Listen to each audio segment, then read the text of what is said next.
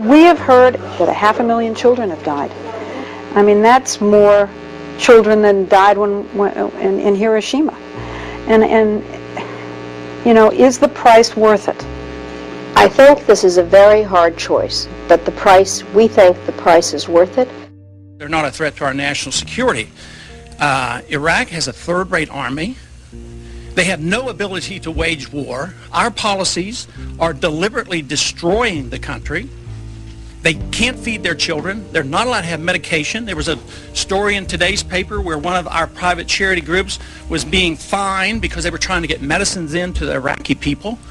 So for us to unleash bombs on Iraq at this particular time to kill more innocent people for narrow political reasons, no, there is absolutely no need to cause more bombing because of a very overall flawed foreign policy. Sir, I mean, are you sure you're a Republican from Texas? Because you are a breath of fresh air. But it's an ominous power. There is no other power greater than the power over money, the power to create and contract the money supply, the power to control the purchasing power of your money. Throughout history, this has proven to be the most sought-after monopolistic power of man. I was just wondering whether it ever bothers you or concerns you, or the question ever crosses your mind about, say, humanitarian aid to a country like this. What about the people in this country? We have a lot of poor people not getting medical care and not getting food. And $1 billion, huh, what the heck? We'll send them another $1 billion. Does it ever cross your mind that maybe that should be helping our people here? I don't want anybody's legs shot off for some reason that is not justified, and it's not a declared war. I think that should be the litmus test of everybody in this country and everybody over on the Hill, too.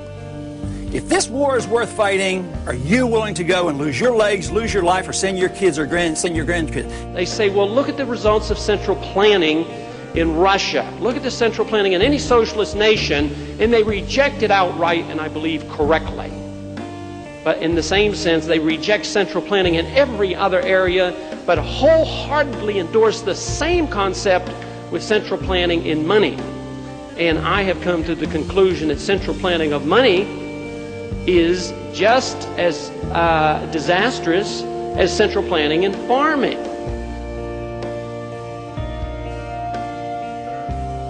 It has nothing to do with national security. Matter of fact, our national security is more jeopardized by permitting this to happen because we're liable to start a war. We're liable to have our military men killed.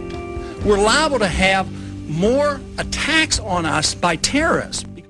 وماذا عن قتل المدنيين الأبرياء؟ قتل المدنيين الأبرياء كما تزعم أمريكا ويزعم بعض المثقفين كلام عجيب جدا.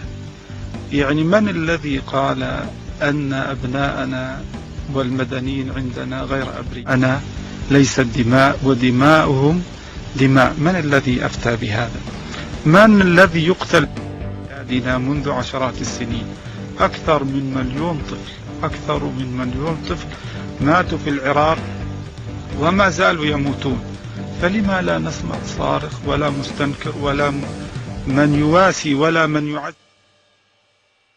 And absolutely no case has been made if we don't oppose this war, kicking and screaming. We citizens are all accessories to murder. And apparently exhibiting ignorance and stupidity is the ultimate gauge of one's patriotism, because both are required to support Bush and company in this so-called war. We've squandered the world's sympathy since September 11th. As one caller said, every country, including despotic dictatorships, have a right to defend themselves. And sadly, when and not if a catastrophic response against our nation, such as a plague of smallpox, occurs, the world will shake its head and they'll say that we got what we deserved. And I'm sorry, that's a lot to say, but that's all I have to say today.